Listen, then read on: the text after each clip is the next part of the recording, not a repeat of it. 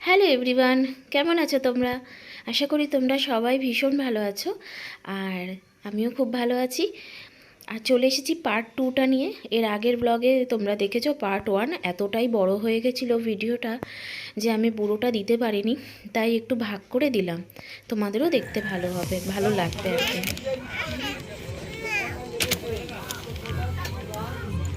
একদম কথা বলা যাচ্ছে না, এখানে গান চলছে, পুরো চারিদিকে গান চলছে গাঁ গাঁ করে। হালকা সাউন্ড হলেও কথা বলা যায়, জোরে জোরে সাউন্ডে গান হচ্ছে, এই জন্য একদম কথা বলতে পারছি না। পরে অডিও মানে বলে দেবো আমি সব। ওখানে গিয়ে প্রায় ভিডিও করতেই পারিনি সেরকম, মানে তোমাদের সাথে কথা বলতে পারিনি। কারণটা হচ্ছে পাশে ভীষণ পরিমাণে গান চলছিল। কালকের ভিডিওটা দিয়েছি, দেখছি কপিরাইট পড়ে গেছে। তারপরে আবার ভিডিওটা এডিট করে দেখলাম একটা জায়গায় একটু গান চলে এসেছে, আবার সেটাকে সরিয়ে তারপরে এডিটটা ঠিক করে তারপরে দিলাম। তো যাই হোক, যেটা বলার সেটা হচ্ছে সমুদ্রে ঘুরতে গেলাম, অথচ একটা জিনিসই হলো না, জানো তো কি? সেটা হচ্ছে সমুদ্রের জলে একটু পা ভেজাতে পারলাম না, সমুদ্রের জলের সামনেই যেতে পারলাম না, সেই সময়টুকুও পেলাম না। যাই হোক, খুবই এটা একটা আক্ষেপ রয়ে গেল যে গেলাম অথচ এইটাই করতে পারলাম না, যেটা আমাদের করা প্রথমেই দরকার ছিল। একটুখানি সমুদ্রের জলে পা ভেজাবো, আনন্দ করব, এইটাই তো একটু ইচ্ছা ছিল। যাই হোক, চলো খাওয়া দাওয়া করে নিই। তাজপুর থেকে বেরিয়ে এসেছি মন্দারমণি মার্কেটে, একটু একেবারে মার্কেটটা ঘুরে তারপরে রুমে ঢুকবো। আর মেয়ে তো সারা দুপুর ঘুমায়নি, তাই ঘুমিয়ে পড়েছে, গাড়িতে উঠেই ঘুমিয়ে পড়েছে মেয়ে। এখন রুমে গেলে আর ইচ্ছা করবে না বেরোতে, সকাল থেকেই চলছে জার্নি। তাই জন্য রাজীব বললো চলো মার্কেটটা একদম ঘুরে তারপর ঢুকবো। ভাবলাম গিয়ে একটু সুইমিং পুলে নামবো, আর সেটাও মনে হয় হবে না, কেননা হচ্ছে রুমটা ওপরে। আর রাজীব যদি আমার সাথে যায়, মেয়ে একা রুমে থাকবে, আর মেয়েকে নিয়ে যদি সুইমিং পুলে যাই তাহলে মেয়েও নামার জন্য বায়না করবে। যাই হোক, একটুখানি ঘুরি তারপরে রুমে যাব।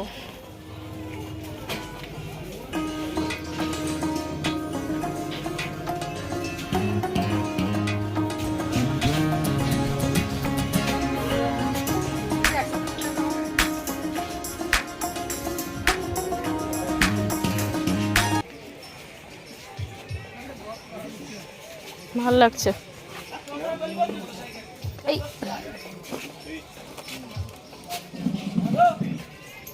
এটা কত? 150 হচ্ছে, 140 হবে।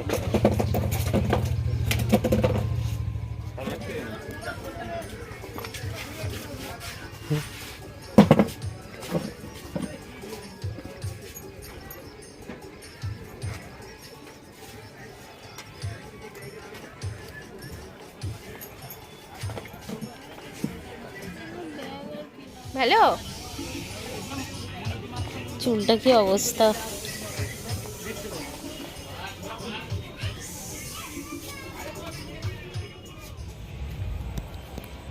এই ঢুকলাম হোটেলে, একটুখানি মার্কেটে ঘুরে ঢুকলাম। কটা বাজে বলো তো?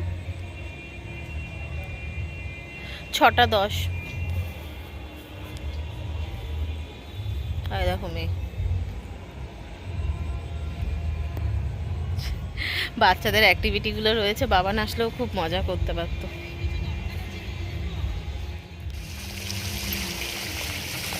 আমার হাত ধরো। কি সুন্দর লাগছে বলো, ফাঁকা পুরো, খুব ইচ্ছা করছে নামতে। ওইখানে রাজীব দেখি কি বলছে, চলো পাপা কাছে যাই। ওই যে পাপা ওখানে, চলো পাপার কাছে যাই।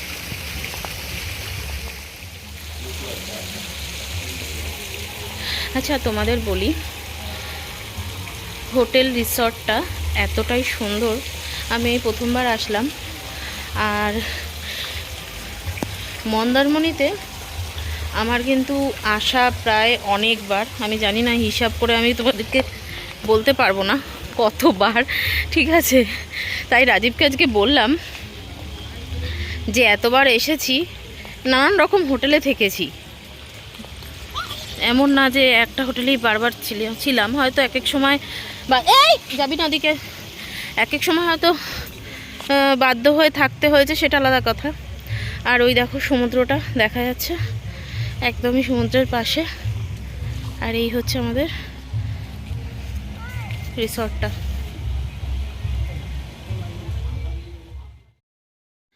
ডিসেম্বর মাসটা পুরোটাই হচ্ছে আনন্দ করার দিন, প্রত্যেকটা দিনই আনন্দ করা যায়। তো ডিসেম্বর মাসটা সব রিসর্টেই আর কি, হোটেলেই এইরকম আর কি ওরা সাজায় বা এরকম গান টান চালায়, বেশ সুন্দর ভালো লাগে। আর ওখানে যেহেতু গান চলছিল, রাজীবও নাচতে আরম্ভ করে দিয়েছে। আর সত্যি কথা বলতে কি বলো তো, গানটা যদি সত্যি দিতে পারতাম না, আমি একদম শিওর তোমরাও নাচতে গানটা শুনে। যদি সত্যি দিতে পারতাম, গানটা সরাতে পারছিলাম না, ইচ্ছাই করছিল না, কিন্তু গানটা সরাতেই হবে। তো যার জন্য এখানে হচ্ছে মেয়ে নাচ করতে বলছে, পাপাকে বলছে, আমাকে বলছে, আর আমি ক্যামেরা ধরে আছি বলে পাচ্ছি না নাচ করতে। আর ওদিকে রাজীব ওকে সময় দিচ্ছে, ও জলে নামার জন্য খুব করছিল। আর ঠান্ডা পড়ে গেছে, গরম নাচ, একটু পা ভেজাবে, করবে। তো যাই হোক, চলো এবার যাব রুমে, মেয়েকে খাওয়াবো, টাইম হয়ে গেছে।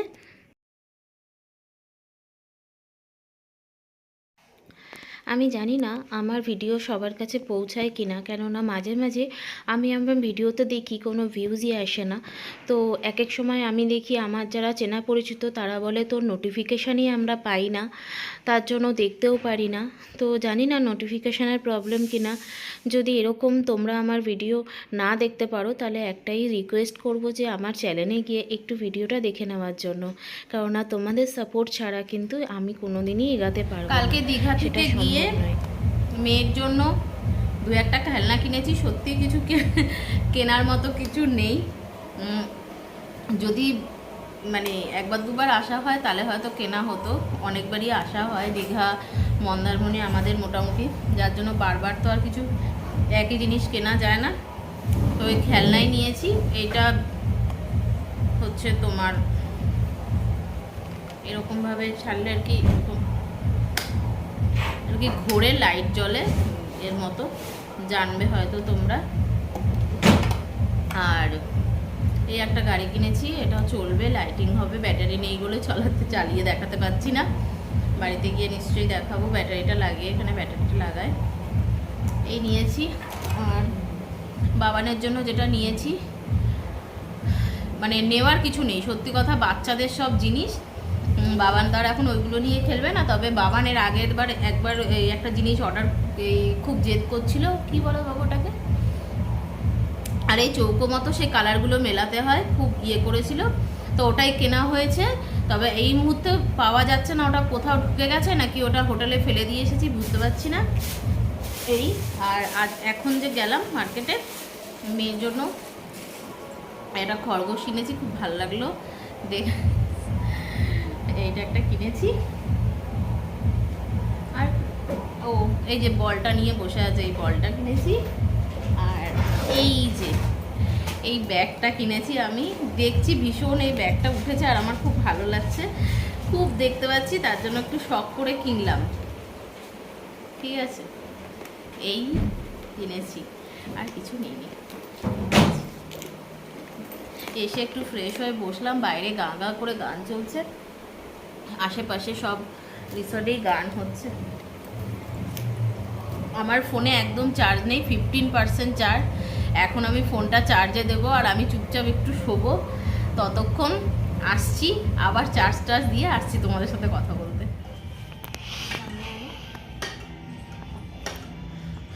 দেখো মেয়ের ডিনার চলে এসেছে। সকালবেলা মেয়েকে মাছ ভাজা খাইয়েছিলাম, তাই এখন মেয়ের জন্য সেদ্ধ ডাল না, ফোড়ন দিয়েছে লঙ্কা ছাড়া, মসুর ডাল আর বেগুন ভাজা, ডিম সেদ্ধ মেয়ে একটাই খাবে, বা রাজীব খাবে একটা।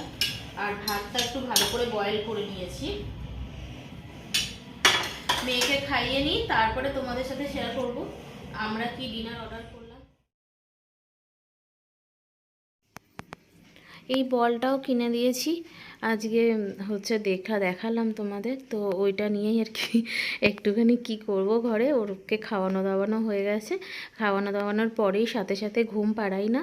তো রাজীবকে বললাম চলো একটু ওর সাথে বল খেলি, তারপরে ওকে আমি ঘুম পাড়িয়ে তারপরে আমি আর রাজীব খেতে বসবো। আর ওকে নিয়ে না এখন একদম খাওয়া যায় না জানো, ভীষণ ডিস্টার্ব করে, মানে ও আর কি খাবেও না, আর জিনিসগুলো পুরো ছড়াবে, কাউকে ঠিকমতো খেতেও দেবে না, খুব দুষ্টুমি করে। তার জন্য ওকে একটু ঘুম পাড়িয়ে তারপরে আমরা খেতে বসবো। এদিকে দেখো মেয়ে ঘুমিয়ে পড়েছে, আর আমি একটু ব্যালকনিতে আসলাম। আর অনেক ওই বড় গাড়িটা করে, মানে মনে হয় অফিসেরই সব কলিগরা একসাথে এসেছে। এক্ষুনি ঢুকলো ওরা, ওই দেখো লাগেজ ঢোকাচ্ছে সব। এতক্ষণ তো রিসর্টটা ফাঁকা ছিল, তো ওরা এখনই ঢুকলো আর সব সুইমিং পুলে নেমেছে। আর এখানে হচ্ছে রাজীবের পার্টনার আসেনি, তো রাজীব যার জন্য ভিডিও কল করে, দাদা ভাই এই দেখো আর রাজীব দুজনেই নাচছে ভিডিও কল করে। কি একটা কাজ পড়ে যাওয়ার জন্য দাদা ভাই আসতে পারেনি, তো এই কারণে। মেন ব্যাপার হচ্ছে রাত্রিরে আমরা এত কিছু ডিনার করতে পারি না, তাও রাজীব অনেক কিছু বলেছিল। আমি বললাম না, আমি পারবো না এত কিছু খেতে, বেশ 11টা বাজতে যায় এখন। তো মেয়েকে ঘুম পাড়িয়েই বসে বললাম খাওয়া দাওয়া করতে। আর রাজীব বললো আজকে মিক্স ফ্রাইড রাইস। আমি বললাম ঠিক আছে, আমার তো এটা ফেভারিট। আর এখানে হচ্ছে ঝাল কম দেওয়া হচ্ছে চিলি চিকেন আর গোলাপ জামুন। যেভাবে সেলিব্রেশনটা করতে চাইছিলাম হলো না, কি করি আর। সব জায়গায় সব কিছু পাওয়া যায় না, সব রকম পাওয়া গেলেও সেটা সেরকম করা যায় না, সেই জন্য একটু অসুবিধা হয়ে গেল। সরি, একটু মানিয়ে নাও এই বছরটা। আর কি করবে, ও সবই তো করেছে। না, পরে বসে দেখবো যে কোনো রোবট এসে করে দেয়। পারলাম না আমি, রোবটটা করে দেবে। ছিল অনেক কিছু ইয়েতে মাথায়, একজন যদি থাকতো পাশে। চলো বন্ধুরা, ব্লগটা এখানেই শেষ করি। আমরা এবার ডিনার হয়ে গেল, আর এবার যাবো আমরা ঘুমাতে। কালকে সকালে আবার আসছি একটা নতুন ব্লগ নিয়ে। তবে কালকের ব্লগটা কিন্তু ভীষণ ইন্টারেস্টিং হতে চলেছে। হ্যাঁ, তোমরা যারা আমার ব্লগ দেখো তারা প্লিজ